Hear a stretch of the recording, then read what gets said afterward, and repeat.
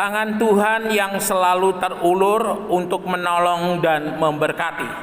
Tangan Tuhan yang selalu terulur untuk menolong dan memberkati. Keluaran 7 ayat 4 dan 5 dipersilahkan. Keluaran 7 ayat 4 dan 5.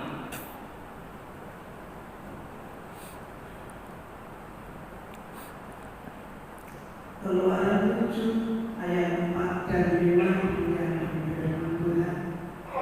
Bila mana Firaun tidak mendengarkan kamu, maka aku akan mendatangkan tanganku kepada Mesir dan mengeluarkan pasukanku, umatku orang Israel dari tanah Mesir dengan hukuman-hukuman yang berat. Ayat yang kelima, dan orang Mesir itu akan mengetahui bahwa akulah Tuhan apabila aku mengacungkan tanganku terhadap Mesir dan membawa orang Israel keluar dari tengah-tengah mereka. Ya, terima kasih. Bapak, Ibu, Saudara, kalau kita mau melihat ini ya, buku-buku atau dokumen-dokumen yang ada, maka kita tahu bahwa Mesir pada masa itu adalah Mesir yang luar biasa, ya. Tidak ada peradaban seperti yang dimiliki oleh bangsa Mesir. Mereka bangsa yang besar, bangsa yang kuat, juga dewa-dewa mereka yang terkenal, ya. Seperti kalau umpamanya Bapak Ibu Saudara ke Mesir itu ada piramid, lalu kemudian ada berkepala singa, ya. Itu apa itu? Itu seperti binatang itu berkepala singa. Dan ada banyak hal-hal lainnya yang bisa kita ketahui dan ditampilkan untuk menunjukkan kebesaran daripada Mesir. Saudara-saudara, ketika berbicara Mesir, maka kita tidak akan pernah lupa seperti yang disampaikan oleh firman Allah mengenai keberadaan bangsa Israel yang kurang lebih ditulis di sini adalah 350 tahun. Dimulai sejak Yusuf berada di Mesir dan saat Yakub membawa keluarganya ke Goshen atas perintah daripada Yusuf. Yang menarik adalah bahwa Firaun yang memerintah pada saat Musa memimpin bangsa Israel adalah Firaun yang sama sekali tidak mengenal keberadaan daripada Yusuf. Artinya ada mata rantai yang terputus pada saat itu. Dan dari informasi, kalau Bapak Ibu Saudara mau lihat, maka kita tahu bahwa di Mesir itu setiap pemerintahan Firaun itu ada Firaun dari Asia, ada Firaun dari Afrika, ya, karena Mesir adalah termasuk daripada negara Afrika. Dan rupanya antara Mesir dari bangsa Asia rupanya putus hubungan, ya, putus sambung dengan Firaun yang dari bangsa Afrika atau dari orang-orang Mesir sendiri. Bapak Ibu Saudara yang dikasihi oleh Tuhan, ketika kita melihat dari firman Allah, ya, kitab Kejadian adalah penciptaan, lalu kemudian di sana dimulai dari Adam dan Hawa, diakhiri dengan kisah daripada Abraham dan keturunannya. Lalu kemudian di kitab Keluaran kita melihat bangsa Israel mulai keluar dari Mesir. Lalu kemudian kitab Bilangan, beberapa aturan Tuhan tunjukkan. Kitab Ulangan, ada sebagian yang ada di kitab Keluaran ditulis lagi. Dan itu adalah merupakan bagian dari kitab-kitab Pentateuch atau kitab-kitab yang ditulis oleh Musa, ya. Mungkin Bapak Ibu Saudara tanya, itu Musa kok bisa tahu tentang keberadaan Adam itu bagaimana? Itulah yang dinamakan dengan hikmat Tuhan.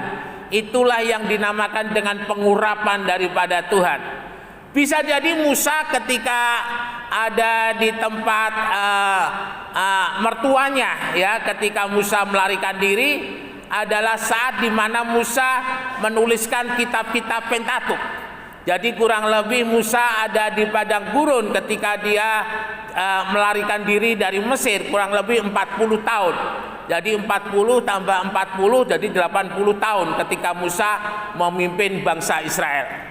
Bapak Ibu Saudara, kitab Musa adalah kitab-kitab yang menulis mengenai zaman-zaman prasejarah dan zaman sejarah. Zaman di mana ketika dituliskan kisah-kisah yang ada ataupun yang tidak dituliskan, itu semuanya ada di dalam kitab-kitab Kejadian, Keluaran, Imamat, Bilangan, dan Ulangan. Lalu kemudian Yosua bangsa Israel masuk ke tanah perjanjian.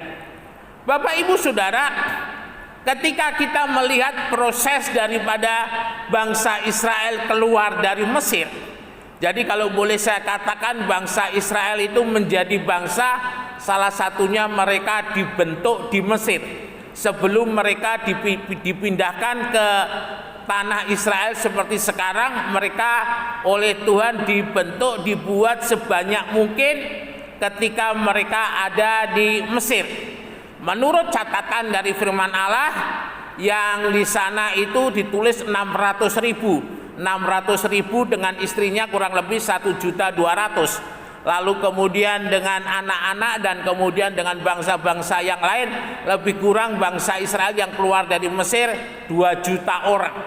Dan yang menarik Bapak Ibu Saudara, 3,5 tahun mereka berada di Mesir, mereka mengalami, kalau boleh saya katakan, hanya sejenak mereka mengalami zona nyaman.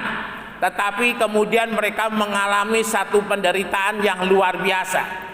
Jadi bangsa Israel dibangun oleh Tuhan dengan penderitaan yang luar biasa, dibangun dengan air mata, dibangun dengan perjuangan. Dan kita tahu maksud daripada Tuhan adalah mau menjadikan bangsa Israel sebagai satu bangsa yang kuat, sebagai bangsa yang punya pendirian. Dan sama-sama kita tahu saat ini bangsa Israel dengan jumlah penduduk yang tidak seberapa, tetapi mereka mempunyai ekonomi yang cukup kuat. Meskipun istilahnya mereka didukung oleh Amerika, tetapi kita lihat apa kebijakan-kebijakan yang dilakukan oleh Benyamin Netanyahu adalah satu kebijakan yang sungguh-sungguh mengagumkan. Jadi senjata laser yang belum ada di Indonesia, Israel sudah buat, dan senjata-senjata yang luar biasa dibuat oleh bangsa Israel. Saudara-saudara yang dikasihi oleh Tuhan, dari pembacaan kita yang sudah kita baca, kita lihat bahwa sebelum bangsa Israel dibawa oleh Tuhan keluar dari Mesir, Tuhan menyiapkan segala sesuatunya, ya. Jadi kalau kita lihat Mesir, kita mau melihat kehidupan kita sebagai orang percaya. Jadi artinya sebelum kita ketika kita menjadi orang yang percaya kepada Tuhan seperti halnya bangsa Israel, Tuhan sudah menyiapkan segala sesuatunya. Yang dibutuhkan oleh kurang lebih 2 juta orang, termasuk bangsa Israel dan bangsa-bangsa lain yang mengikuti bangsa Israel yang percaya kepada Allah Israel, Tuhan sudah menyiapkan bagaimana mereka harus percaya kepada Tuhan. Tuhan tidak serta-merta membawa mereka keluar, tetapi pertama-tama yang Tuhan kerjakan adalah imannya bangsa Israel. Karena 3,5 tahun rupanya sudah membuat iman daripada bangsa Israel mulai menempel dengan kepercayaan ilah-ilah yang ada di Mesir. Dan itu sesuatu hal yang Tuhan tidak mau. Mungkin saudara bertanya kenapa Tuhan tidak membangun Israel di Mesir, tetapi justru membawa Israel keluar di padang gurun Tuhan didik. Dan rupanya di sana Tuhan mempunyai maksud supaya bangsa Israel meninggalkan segala sesuatu yang ada di Mesir, yang menjadi kepercayaan mereka, yang menjadi gandolan hati mereka. Dan Tuhan rubah itu semua ketika di padang gurun. Karena ketika di padang gurun hanya bangsa Israel dan Tuhan, mereka berhadapan-hadapan langsung. Dan bangsa Israel melihat bagaimana Tuhan memberkati mereka, Tuhan melindungi mereka tidak hanya sekali 2 kali, tetapi berulang-ulang kali.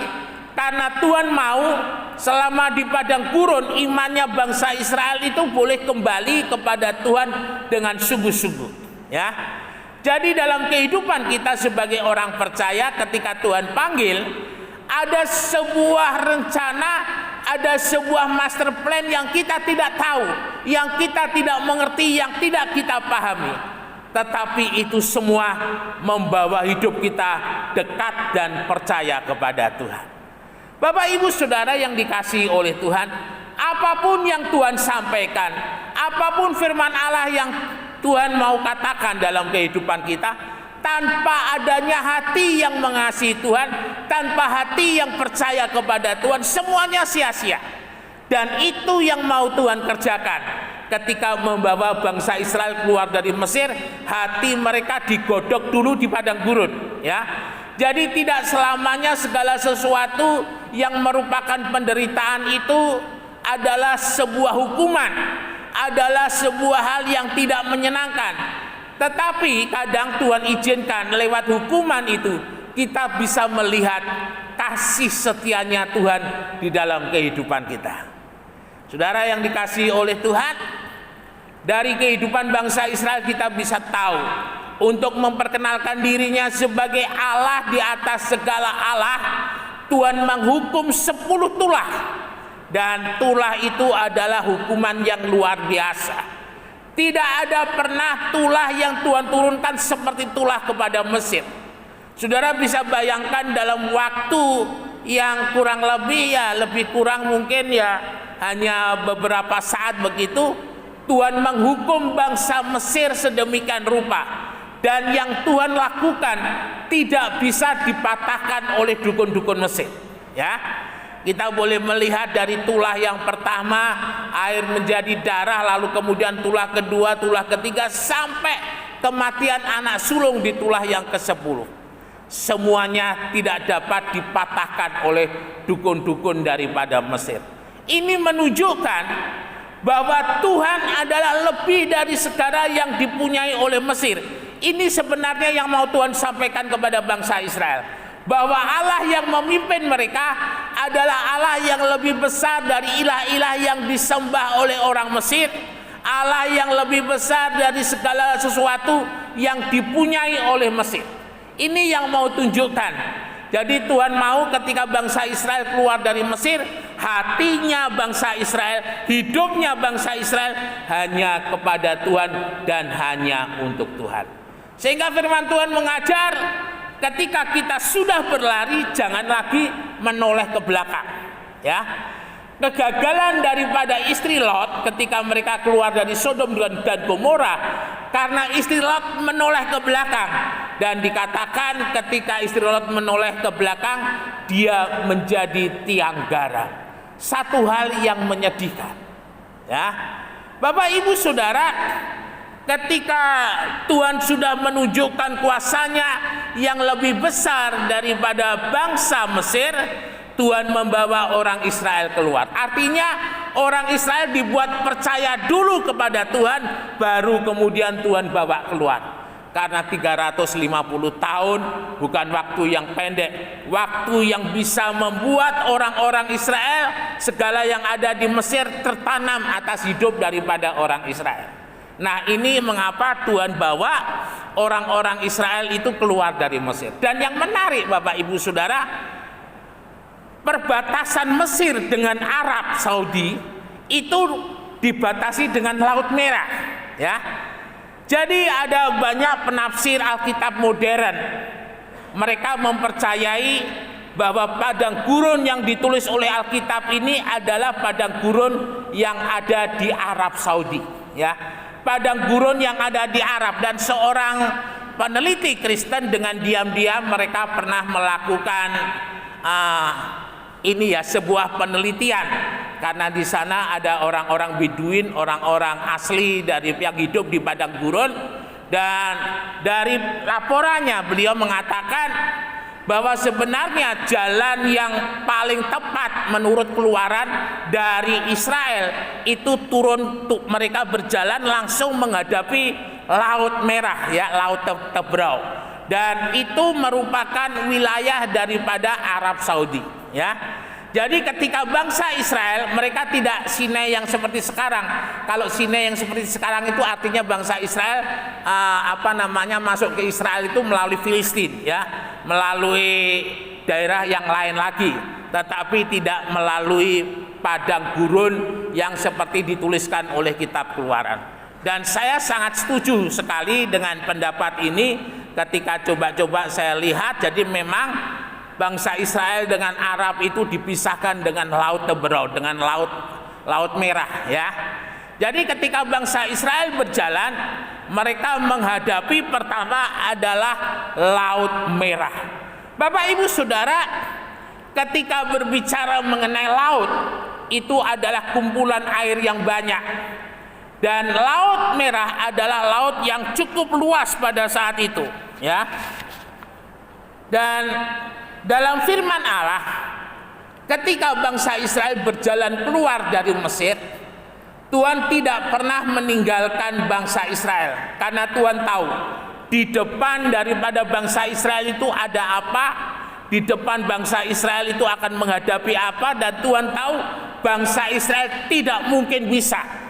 Dan bangsa Israel, Tuhan mau lihat apakah mereka mau tetap setia atau balik lagi ke Mesir, ya. Sehingga Tuhan bawa mereka dalam situasi yang tidak pernah mereka pikir dan tidak pernah bisa mereka dalami.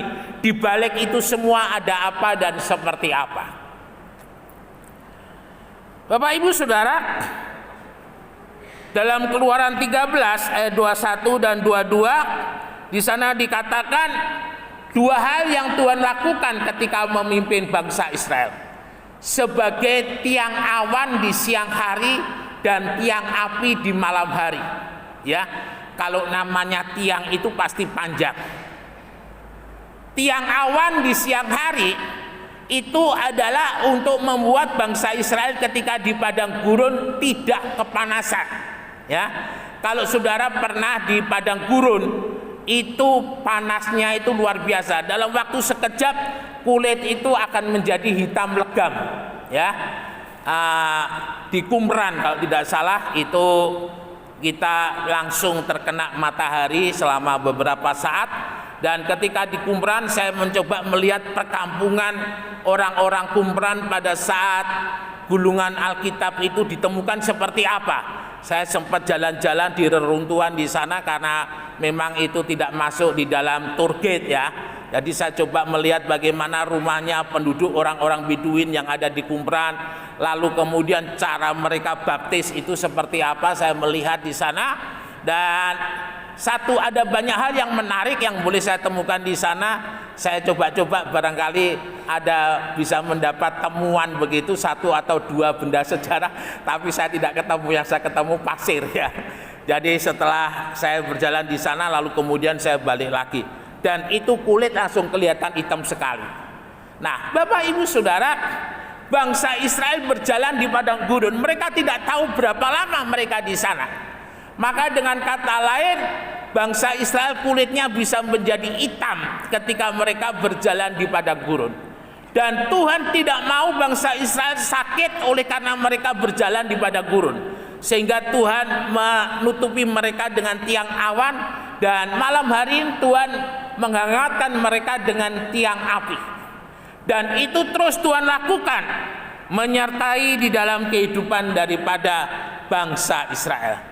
Bapak Ibu Saudara, ketika berbicara mengenai tiang api, maka di sana boleh kita pahami juga Tuhan sebagai terang akan menerangi di dalam perjalanan hidup kita. Ya, Tuhan katakan, akulah terang dunia.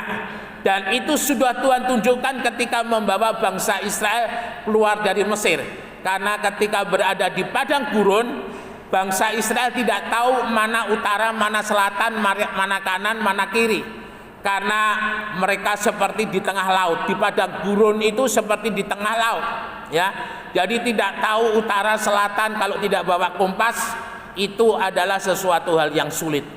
Dan Tuhan pimpin sehingga bangsa Israel tidak kesasar, ya.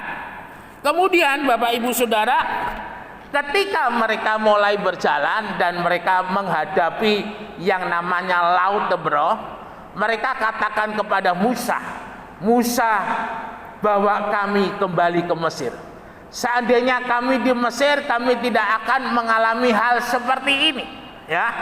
Jadi bangsa Israel dalam perjalanannya masih mencoba mengingat-ingat dalam kehidupannya yang lama, masih mau bernostalgia dalam kehidupannya yang lama. Dalam kehidupan kita orang percaya, biarlah kita menyadari ketika kita bertobat, itu meninggalkan segala sesuatu yang menjadi kehidupan lama dan hanya memandang kepada Kristus. Jadi segala sesuatu yang lama yang kita tinggalkan jangan kita ingat-ingat lagi, jangan kita tengok-tengok lagi, ya. Jadi sekali kita tinggalkan, ya sudah, kita tinggalkan semuanya. Dan ini menjadi sebuah pelajaran. Bangsa Israel, Musa bawa kami kembali ke Mesir, dan itu membuat sebenarnya imannya bangsa Israel tidak utuh kepada Tuhan. Mereka maju tetapi mereka juga mundur. Mereka maju tetapi mereka ditahan bukan dengan situasi dan kondisi, tetapi dengan memori-memori kehidupan yang lama, ya.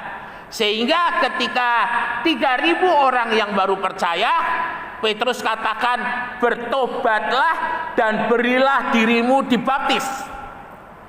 Dan ini menjadi satu hal yang penting. Ketika bangsa Israel dibawa keluar dari Mesir, kalau boleh saya katakan seperti yang dikatakan oleh Petrus dalam kehidupan jemaat mula-mula 3.000 orang percaya, bertobat dan jangan kembali kepada kehidupan yang lama.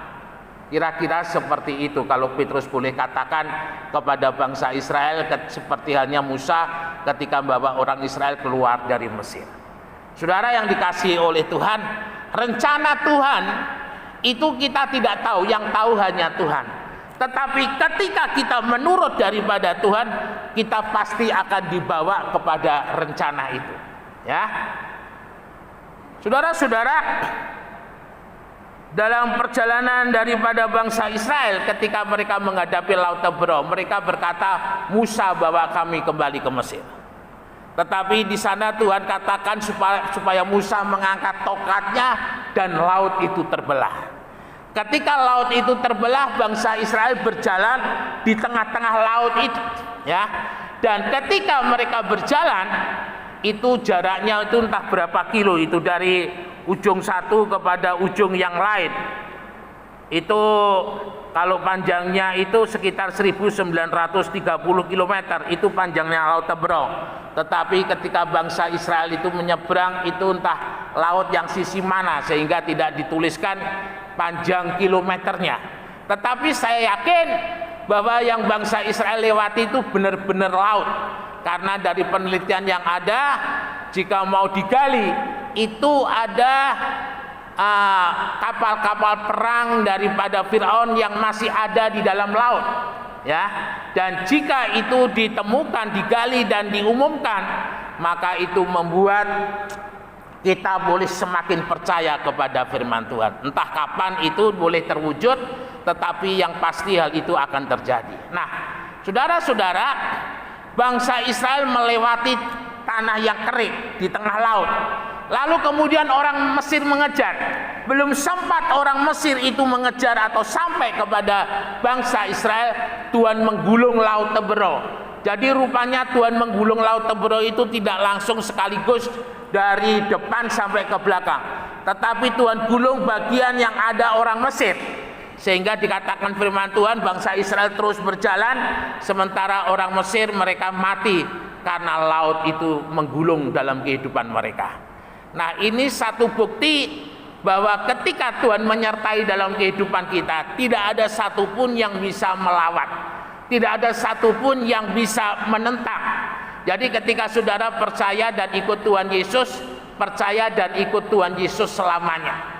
Percaya dan ikut Tuhan Yesus jangan setengah-setengah, tetapi percaya dan ikut Tuhan Yesus dengan segenap kehidupan kita. Dan saudara akan melihat bagaimana tangan Tuhan itu bekerja untuk melindungi dan memberkati dalam kehidupan kita, ya.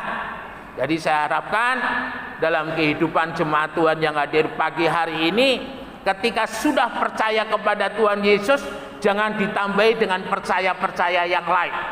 Karena dengan menambah dengan percaya-percaya yang lain, Tuhan membuat hati Tuhan itu menjadi kecewa, membuat hati Tuhan sedih. Jadi kalau roti satu potong gitu dengan menambah dengan kepercayaan yang lain, saudara mencuil roti yang sudah Tuhan berikan itu kepada yang lain, dan itu Tuhan tidak mau. Biarlah dalam kehidupan kita terus berjalan bersama-sama dengan Tuhan, karena firman Tuhan mengajar dalam kehidupan kita, ketika kita berjalan bersama dengan Tuhan, kemenangan dan keberhasilan itu akan menjadi milik bagian di dalam kehidupan kita. Immanuel terus berjalan bersama-sama dengan Tuhan. Tuhan memberkati, beri kemuliaan bagi nama Tuhan. Mari kita sama-sama bangkit berdiri, kita naikkan ucapan syukur di hadapan Tuhan. WL Singer, pemain musik, untuk